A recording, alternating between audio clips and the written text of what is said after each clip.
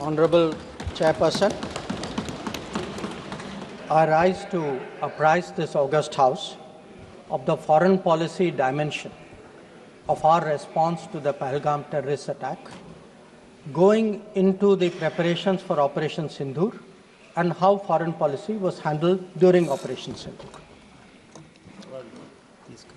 As all the honorable members would appreciate, it was important to send a clear, strong and resolute message after the Pahalgam attack. Our red lines had been crossed and we had to make it very apparent that there would be serious consequences. As a result, the first step which was taken was that a meeting of the Cabinet Committee of Security took place on the 23rd of April, and that meeting decided that one, the Indus Waters Treaty of 1960 will be held in abeyance with immediate effect until Pakistan credibly and irrevocably abjures its support for cross-border terrorism. 2, the integrated checkpost Atari would be closed with immediate effect. 3, Pakistani nationals who are traveling under SAARC visa exemption scheme will no longer be allowed to do that. 4, the defense, naval and air advisors of the Pakistani High Commission would be declared persona non grata. And 5, the overall strength of the High Commission would be brought down to 30 from the number of 55. It was very clear, Honorable Speaker, sir, that after this first set of steps approved by the Cabinet Committee on Security, that India's response to the Pahalgam attack will not stop there. Our task, from a diplomatic perspective, from a foreign policy approach, was to shape the global understanding of the Pahalgam attack. What we tried to do was to bring out to the international community Pakistan's long-standing use of cross-border terrorism. We highlighted the history of terrorism in Pakistan and how this particular attack was meant to target the economy of Jammu and Kashmir and to sow communal discord among the people of India. Our messages were two. 1, zero tolerance of terrorism, and 2, the right to defend our people against terrorism. So all the interactions we did, the diplomatic briefings, we called all the embassies for briefings, we interacted with the media. All of this was aimed at these two objectives: zero tolerance of terrorism and the right to defend ourselves, right to defend the people of India against cross-border terrorism. Now, the focus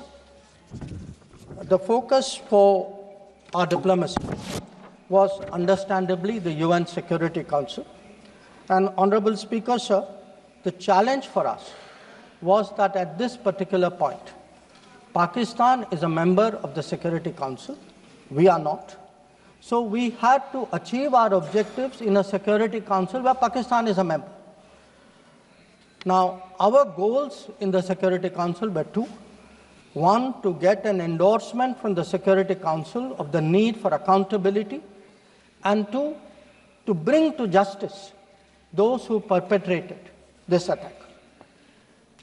And I am glad to say, Speaker, sir, and I hope that this is appreciated and recognized by the House. If you look at the Security Council statement of 25 April, the members of the Security Council condemned in the strongest terms the terrorist attack. They affirmed terrorism in all its forms and manifestations constitute one of the most serious threats to international peace and security. And most important, the Council underlined the need to hold the perpetrators, organizers, financiers, and sponsors of this reprehensible act of terrorism accountable and bring them to justice. I highlight this, Speaker, sir, because This statement of the UN Security Council resonated throughout the international community. So when many honorable members asked today, where was the world on Pahalgam? I think the answer is there. The answer is there in a Security Council statement which says hold them accountable, bring them to justice, and that is exactly what we did through Operation Sindoor.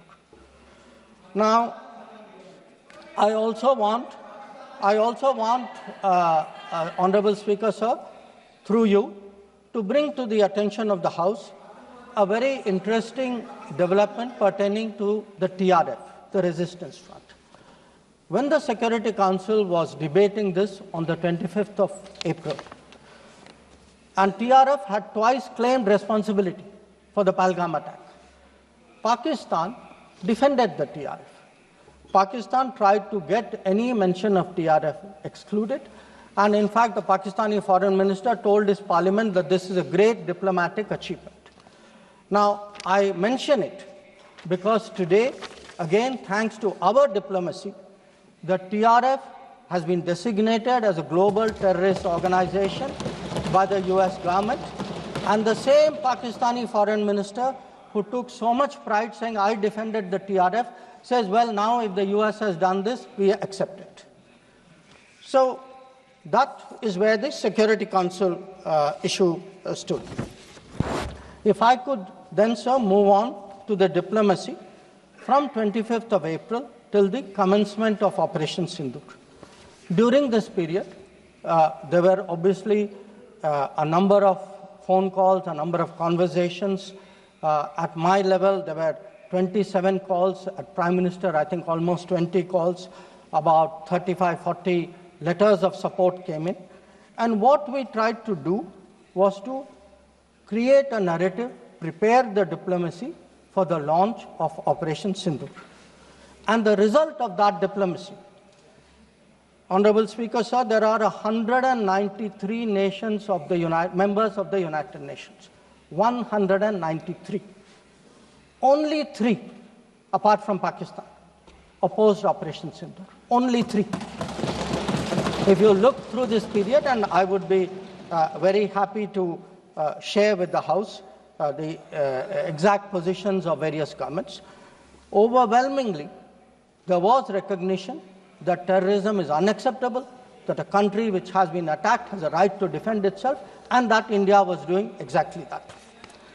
Now, when Operation Sindoor was launched, we spelled out our objectives. There was a statement, Honorable Raksha Mantri ji referred to it in his statement, where we put out for the benefit of our own people, for the international community, that Operation Sindoor was hitting the terrorist infrastructure in Pakistan and Pakistan-occupied Jammu and Kashmir, from where terrorist attacks had been planned and launched.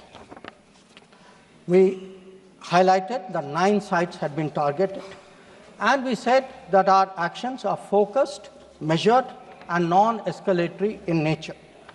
And we were living up to the commitment that those responsible for this attack will be held accountable.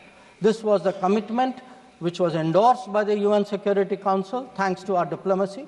It was a commitment made by the Prime Minister to the people of India that we would hit those symbols, those sites, those planning places. So today, when I hear many questions from across the aisle, I want to say, which one of you imagined that Bhavalpur and Muridke would be brought down the way it was? Which one of you thought it? When did you even think of it during your tenure? Did it even cross your mind? In fact, on the contrary, you ruled it out after 26/11. So I think our objectives are very clear. We wanted to send a message to the terrorists. We wanted to send a message to Pakistan that do not continue this support for terrorism. And I think on the morning of 7th of May, that message went home loud and clear. Now, sir, during this period, there was, when the operations were on, when the conflict, when the activities were on, operation is still continuing. A number of countries, number of their leaders ministers, others called up. And they called up because people wanted to know what is happening. People wanted to know what is the thinking of India. People wanted to understand what we are doing. And I would like to share with the House, sir, through you, to everybody, we gave a common message. The common message was India is exercising its right to defend itself against terrorism. Number two, the targets which were hit on the 7th of May are known terrorist headquarters and infrastructure. Number three, there will be no mediation. Anything between us and Pakistan is bilateral.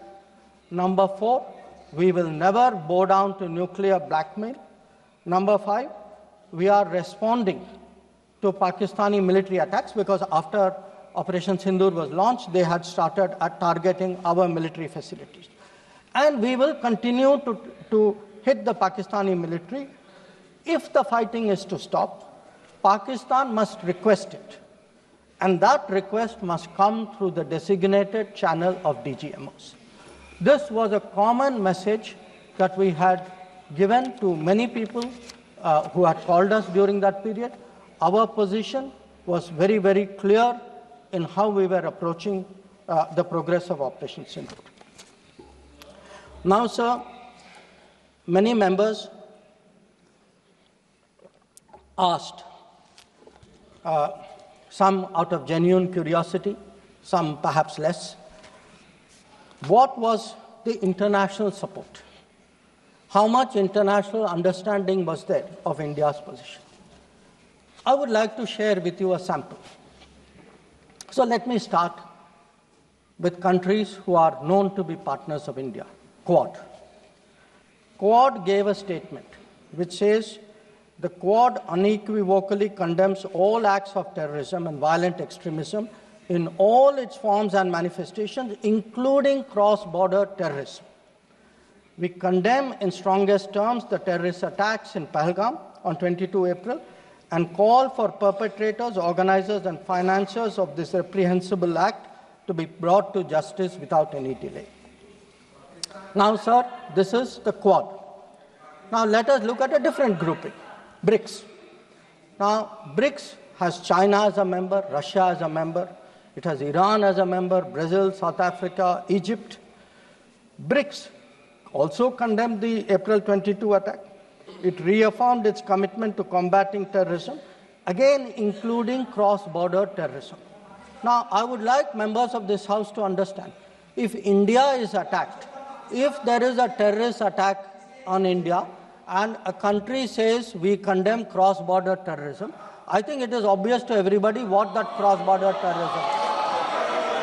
So, I then move on, sir, to the Central Asia. The Central Asian countries opposed providing safe haven using terrorist proxies for cross-border terrorism, for terror financing. Now, I can cite statements from the Indian Ocean Rim Association, from individual countries, range of them. President Putin, for example, has said, he wrote to our president and said this brutal crime has no justification whatsoever and its perpetrators will face a deserved punishment. The president of Paraguay has said that he expresses solidarity and recognized India's legitimate right to self-defense. So the main point, the common thread, sir, which I would like to bring out is that number one, cross-border terrorism across the board has been recognized, all forms and manifestations, opposition to condemnation of Pahalgam terrorist attack, and the right of India to bring people to justice. Now, sir, in addition to that, I would particularly like to mention 2 or 3 other developments. One, the American designation of TRF. On the 17th of July, the Department of State designated TRF as a foreign terrorist organization and a specially designated global terrorist. Now, this comes in the wake of the extradition of Tahavur Rana, who was involved in the 26/11 attack. And when people ask today, how successful is your foreign policy? Where is your diplomacy? I want to say that Tahavur Rana, which many of you tried for so long to get, is finally here because of us. I want to say TRF was designated not because somebody out there made a remark. TRF was designated as a global terrorist organization because our diplomacy persuaded another country to do that. Now, our strong stance has resonated across the world. I was some time ago in Germany, and standing next to me, the German foreign minister said, India has every right to defend itself against terrorism, and Germany will support this fight against terrorism. Similar position has been taken by France. Similar position has been taken by the European Union. So, what I would like to highlight, sir, is that today, where Operation Sindoor is concerned, there has been, the world sees what it is about. The world realizes this is a fight against terrorism. It is felt that India has acted responsibly but firmly. Now, I would like, sir, to address one particular aspect because some members have brought it up. And this is regarding the US activity during this period. Sir, I'd like to inform the House that on the 9th of May, Vice President J.D. Vance called the Prime Minister, warning of a massive Pakistani attack in the next few hours. Prime Minister, in his response, made it very clear that if such an attack happens, it would meet with an appropriate response from our side. Now, sir, that attack took place and was foiled by our armed forces, and I think the House should collectively appreciate the performance of the armed forces in foiling what was a massive attack on the 9th and 10th of May. Now, our response, which the Prime Minister promised, was delivered, and it was delivered with devastating effect. I don't have to say anything. Every member has seen satellite pictures of Pakistani airfields. You can see from the state of those airfields, which shown by the pictures, what was our answer. Now, on the 10th of May, we received phone calls sharing the impression of other countries that Pakistan was ready to cease the fighting. Our position was, if Pakistan was ready, we needed to get this as a request from the Pakistani side through the DGMO channel. That is exactly how that request came. Now, I want to make two things very clear, sir. One, at no stage in any conversation with the United States was there any linkage with trade and what was going on. Secondly, there was, please listen. Secondly, there was no call between the Prime Minister and President Trump from the 22nd of April, when President Trump called up to convey his sympathy, and the 17th of June, when he called up Prime Minister in Canada to explain why he could not meet. So I would again, मैं इसको दोहराता हूँ, 22 अप्रैल से 17 जून तक। माननीय अध्यक्ष जी, मेरी एक बात की आपत्ति है, भारत देश का शपथ लिया हुआ विदेश मंत्री यहाँ स्टेटमेंट कर रहा है, उस पर भरोसा नहीं है, उनको किसी और देश पर भरोसा है। मैं समझ सकता हूं उनकी पार्टी में विदेश का महत्व क्या है, मगर इसका मतलब ये तो नहीं है पार्टी की सारी चीजें यहाँ सदन में आकर थोपे।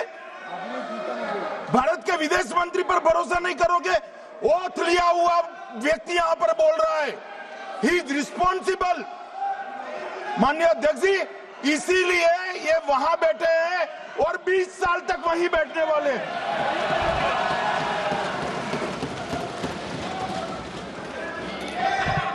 Honorable Speaker, sir, in the course of the debate today, some points were made by members of the opposition. I would like to respond to some of them. We were asked, why did you stop at this time? Why did you not go further? Please see who's asking this question. This question is being asked by people who, after 26/11, felt that the best action was inaction. Now, I would like, sir, to read out, because one member said, nowadays BJP members like reading from books. You get the truth in books. Sometimes you don't like what we read in books. So let me read out, sir, 2 excerpts from a book by the National Security Advisor of the UPA government. After 26/11, a chapter, this is a book called Choices. He says, on sober reflection and in hindsight, I now believe the decision not to retaliate militarily, but to concentrate on diplomatic, covert and other means was the right one for that time and place. This is what he says. But did he even do that? Because 26/11 happened in November of 2008. What was the reaction? The reaction was Sharm el-Sheikh. Was that diplomatic? Was it covert? Was it military? Now, what did Sharm el-Sheikh do? In Sharm el-Sheikh, the then government and the Pakistani Prime Minister agreed terrorism is a main threat to both countries. Now, today, sir, people are saying, America is hyphenating you, Russia is hyphenating you. That is what I heard Dipinder Huda ji say. Hello, you are hyphenating yourself. I mean, you did not need a foreign country to say, please link India to Pakistan. Your own government was saying, India and terrorism is a main threat to both countries. And then they said, terrorism should not be linked to the composite dialogue. And worst of all, they accepted a reference to Baluchistan in that. Now, here is a country reeling after 26/11. And you are equating Baluchistan and 26/11, what happened in Mumbai, and you are saying that the perpetrator and the victim have both got a problem. And then now you are asking me, why didn't you go further? People who did nothing are asking a government which did so much, saying, why didn't you do more? Now, you might think, sir, that this is a one-off, but this is a habit, because this is the thinking in that part of the house. Some years ago, there was, if you remember, sir, the Mumbai train bombing. The Mumbai train bombing happened in July of 2006. In September of 2006, 3 months after the Mumbai train bombing, at Havana, the UPA government, with its Pakistani counterpart, condemns all acts of terrorism as though we are both again equal, and agrees that it's a scourge that we need to effectively deal with together. And then they directed again resumption of dialogue. So what I want to highlight is, for people who did nothing to have the temerity, the gumption today, to ask a government which did so much, which brought down Bhavalpur and Muridko, to say, why didn't you do more? I think it's extraordinary. Now, sir, we also heard from one of the early speakers saying we are now facing a two-front, and that the leader of opposition has been warning us about two-front. Now, all I can say, sir, is the person who said it, and maybe the leader of opposition, must have missed their history lessons in school. I'll tell you why. Because I would like to walk you through the history of this two-front. The two-front started because of something called POK. POK was created in 1948-49 by the government of this country by not completing the job of what was to be done. Now, sir, the House should note these dates. The two fronts started 1963, when the Shaksgam Valley was ceded by Pakistan to China as a result of an agreement. Then in 1966, the Karakoram Highway was agreed upon, which took 20 years, was completed in 1986. Now, references were made to China-Pakistan military collaboration. So when did this collaboration start? I'll give you the year, 1966. In 1966, the first Chinese military supplies went to Pakistan. When did nuclear collaboration start? 1976. 1976, when Bhutto arranged for China-Pakistan to get together on this. And in 1980s, when Prime Minister Rajiv Gandhi was visiting China and Pakistan, that was when the nuclear collaboration was at its height. Now, let me go further. You will say, why are you talking history? So let me bring this further up. 2005, Pakistan-China Treaty of Friendship and Cooperation. 2006, Pakistan-China Free Trade Agreement. 2013, handing over of Gwadar to China, Gwadar port to China. May 2013, announcement of China-Pakistan Economic Corridor. So, sir, we are getting warnings about a US-China, Pakistan-China collaboration, when this collaboration has been going on for 60 years. Now, let me also address two other points. There was a reference made to IMF that, why did you not stop? Why did you not stop? आपने सवाल उठाया तो जवाब भी सुनना पड़ेगा. आपने उठाया ना, आपके उपनेता ने उठाया, आपने सुनो जवाब. अब जैसे सवाल करोगे वैसे जवाब सुनने पड़ेंगे. Sir, the IMF loan which was given was approved in September 2024. It was an extended fund facility of $7 billion. Now, sir, the House should know, Pakistan is a serial borrower from the IMF. I think 16 or 17 times they have taken IMF package. Now, very interesting comparison, sir. In 2008, Pakistan got a standby arrangement of $9.70 billion. In 2013, it got another one of $5.9 billion. So the very people who are concerned today at a $7 billion package should remember a $15 billion package went through for Pakistan during that tenure. Now, reference was made, sir, to FATF. I want to say the longest period that Pakistan has been under FATF grey list has been under the tenure of the Modi government. During the Modi government, from 2018 to 2022, 1,576 days, Pakistan was in the grey list. Yes, they were in the grey list earlier also. I am not denying that. It was for a shorter period. But I again want the House to appreciate that the FATF meeting in May 2025 has kept Pakistan in the enhanced follow-up category, recognizing that the compliance of Pakistan is only partial. Now, sir, so much for Pakistan. Some members also raised issues pertaining to China. So I would like to spend a few minutes on that. So I would first like the House to appreciate, because today we are getting these lectures saying China is a great danger, China, Pakistan are together, we are warning you. So what does the Congress party really think about China? Don't go by what they say. Let us see what they did.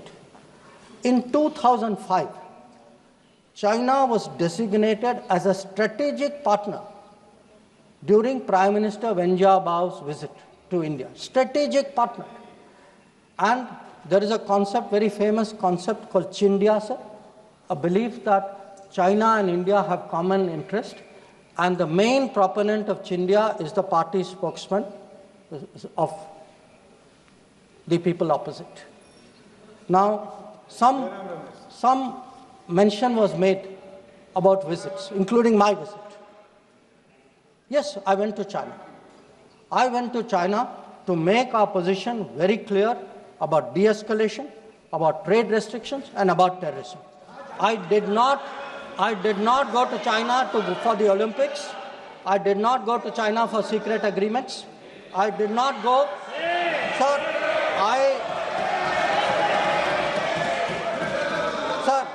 Sir, the House should know that people were watching Olympics when China was issuing stapled visas for people from Arunachal Pradesh and Jammu and Kashmir. This is the reality of China. Now, let me really tell you, sir, how is the relationship with China. Some years ago, विदेश मंत्री जी को संरक्षण देना चाहिए। उनके speaker जब बोल रहे थे, हम पूरे धैर्य से सुने। मैं बताऊंगा कितनी असत्य बातें बोली गई कल, परंतु फिर भी असत्य को भी हम हलाहल समझकर पी गए। अब ये सत्य भी नहीं सुन पाते हैं। माननीय अध्यक्ष जी, मुझे लगता है आपको प्रोटेक्शन देना चाहिए। बैठे बैठे टोका टोकी करना सबको आता है, ऐसा नहीं है हमें नहीं आता, मगर इतने गंभीर विषय पर चर्चा जब हो रही है तो सरकार के प्रमुख विभाग के मंत्री को बोलते हुए बैठे बैठे टोकना ये विपक्ष को शोभा देता है क्या?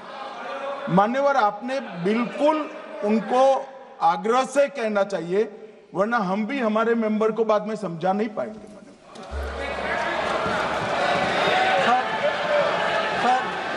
We heard today a lot about what was supposed to be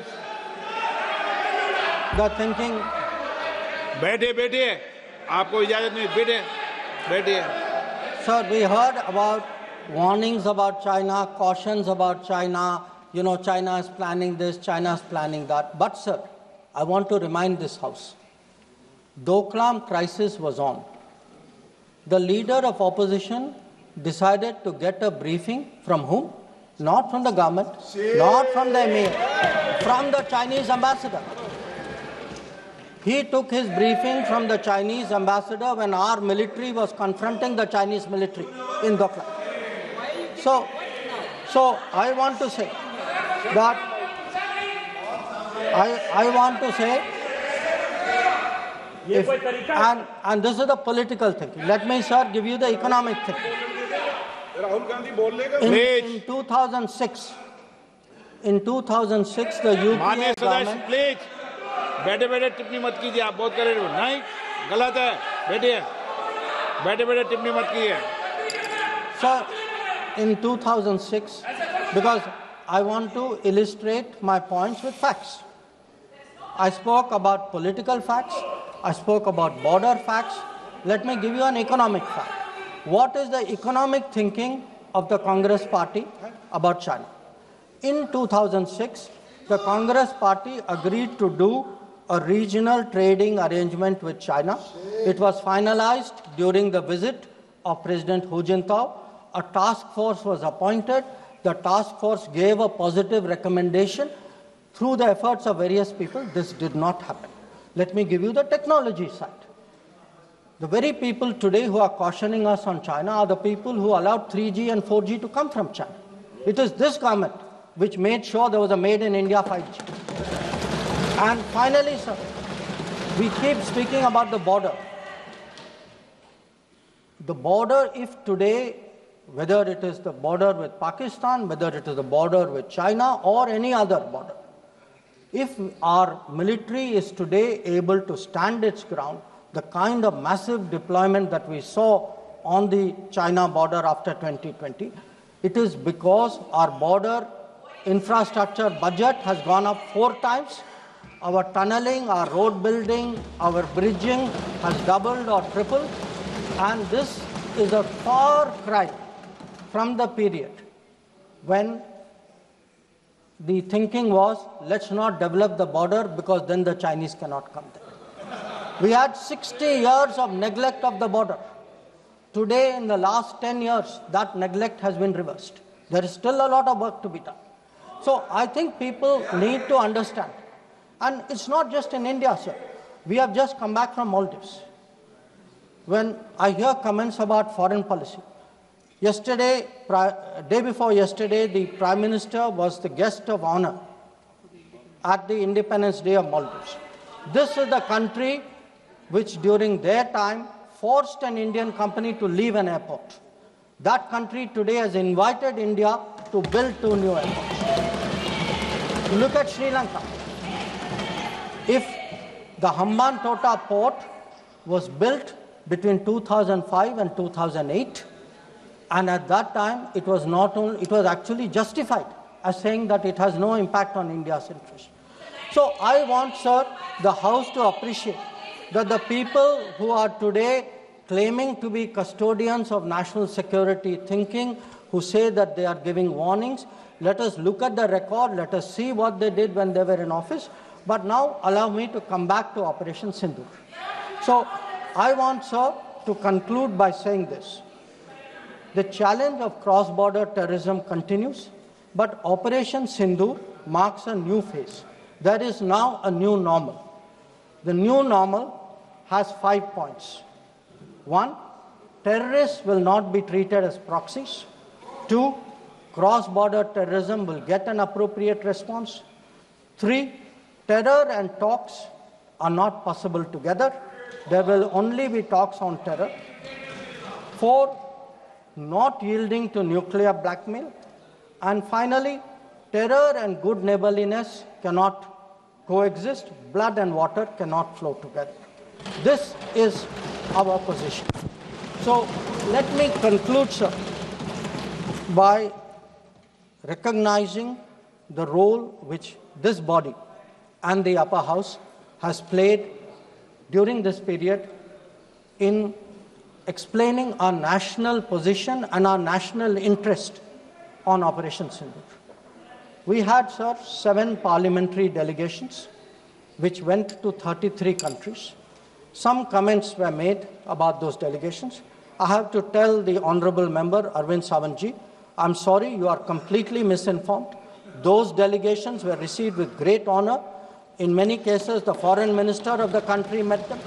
Please look at the tweets of people sitting next to you. That itself will tell you. And इनके बगल वालों से पूछ ले जानकारी. Sir, these 7 delegations, the delegation led by Jayshankar Prasad ji, by Shashi Tharoor ji, by Baijan Panda ji, by Sanjay Kumar Jha ji, by Kanimori ji, by Supriya Sule ji, and by Shrikant Eknath Shinde ji. Sir, these 7 delegations did the nation proud. They across the board, and every member, members of opposition, members of the government, public-spirited citizens, retired diplomats, they were able to explain to the whole world our posture of zero tolerance against terrorism. So I would like, sir, to end my remarks with the hope that on an issue as important as this struggle against terrorism, we can only succeed in ensuring zero tolerance against terrorism if we have a united voice in this country against terrorism. There must not be any division of opinion on this matter. The way the parliamentary delegations behaved abroad, I hope the same solidarity will permeate the proceedings of the House. I thank you.